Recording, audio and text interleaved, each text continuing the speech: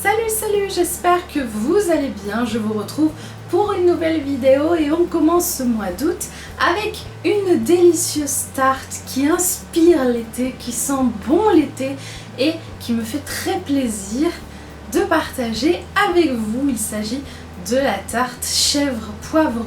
Donc la recette, comme toujours, est disponible sur cookiedoo.fr. Vous pourrez la retrouver pour pouvoir la programmer. Vous aussi, si vous n'avez pas de Thermomix, que vous n'êtes pas abonné à cookiedoo.fr, vous pouvez quand même cliquer sur le lien de la recette et vous aurez uniquement accès aux ingrédients. Pas aux étapes de la recette, mais uniquement aux ingrédients. Si vous voulez vous aussi essayer de la refaire, mais juste avec la vidéo, vous pouvez arriver à la refaire chez vous, même si vous n'avez pas de Thermomix, car cette recette est vraiment très simple. Je vous laisse avec la vidéo. Bon visionnage! Pour cette recette, nous aurons besoin de 4 choses. Une pâte brisée, de la moutarde, de la bûche de chèvre et des poivrons. Cette recette est vraiment très simple. Donc la seule chose que vous aurez à faire avec le Thermomix, c'est uniquement la pâte. Et c'est tout. Cette recette est vraiment une tarte, pour moi, qui, quand on la mange, on sent que c'est l'été qui est là. C'est tout. Je suis vraiment, je sais pas comment dire, vraiment dingue de cette tarte. Je l'ai trouvée super bonne. Une tarte qui sent bon l'été. Voilà. Donc la pâte brisée, toute simple comme d'habitude, je fais toujours à peu près la même recette que j'ai l'habitude de faire. Bon, là du coup j'ai suivi la recette qu'il y avait, j'ai suivi la recette de la pâte qu'il y avait dans la recette directement. Et elle ressemble assez à la recette simpliste de pâte brisée que Thermomix propose, donc je l'ai fait également. Donc c'est une petite tarte par contre.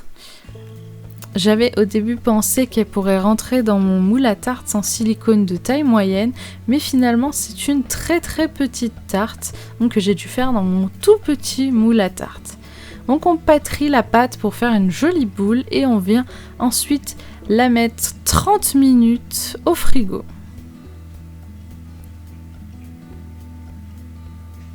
Il me semble que c'est 30 minutes, si je ne dis pas de bêtises. Une fois... Oui, c'est ça, 30 minutes au frigo. Une fois que les 30 minutes sont passées, on va pouvoir l'étaler. Donc mon astuce, c'est de découper un morceau de papier cuisson à la taille du moule et ensuite de m'en servir pour étaler la pâte. Comme ça, je sais quelle taille fait mon moule et du coup, quelle taille je dois étaler la pâte. C'est beaucoup plus simple.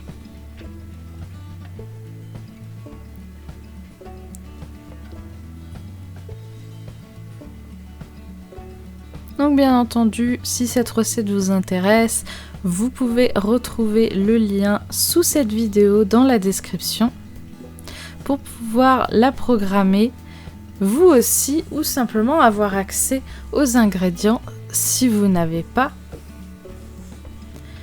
Thermomix ni Cookiedoo.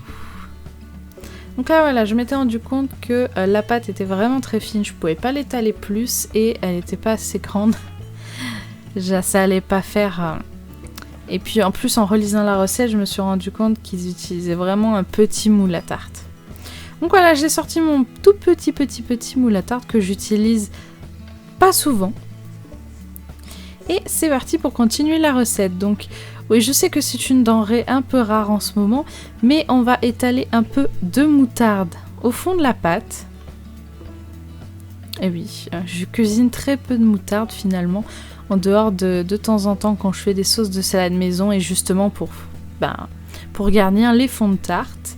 Donc c'est vrai que j'en ai encore.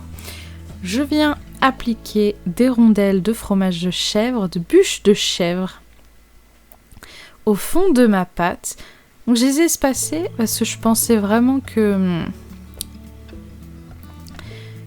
j'en aurais pas assez. Je pensais que ça allait bien garnir, mais finalement il m'est resté 2 rondelles. Donc j'ai tout repoussé, resserré pour pouvoir mettre une autre rondelle.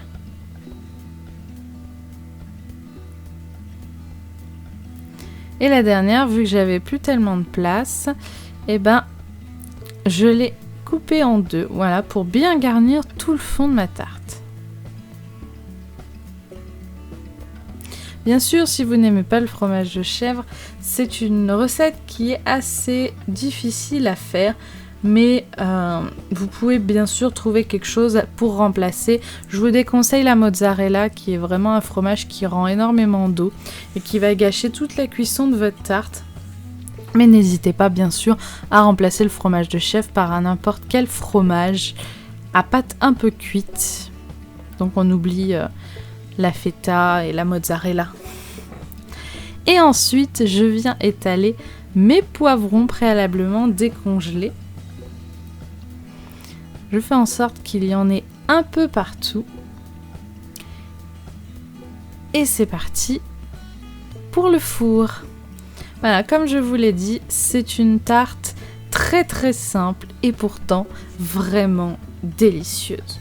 Je vous conseille, si vous ne connaissez pas cette recette, de goûter, même chez vous. Vous qui n'avez pas de Thermomix, vous aimez la chèvre, vous aimez les poivrons, parfait, testez cette tarte avant la fin de l'été parce que c'est vraiment super bon. J'espère en tout cas que cette vidéo vous a inspiré. Moi, en tout cas, je me suis vraiment régalée. Je l'ai simplement ensuite coupé en 4 et ça m'a fait pour 2 portions. C'est vrai qu'une petite tarte, un quart, c'est vraiment très peu en quantité.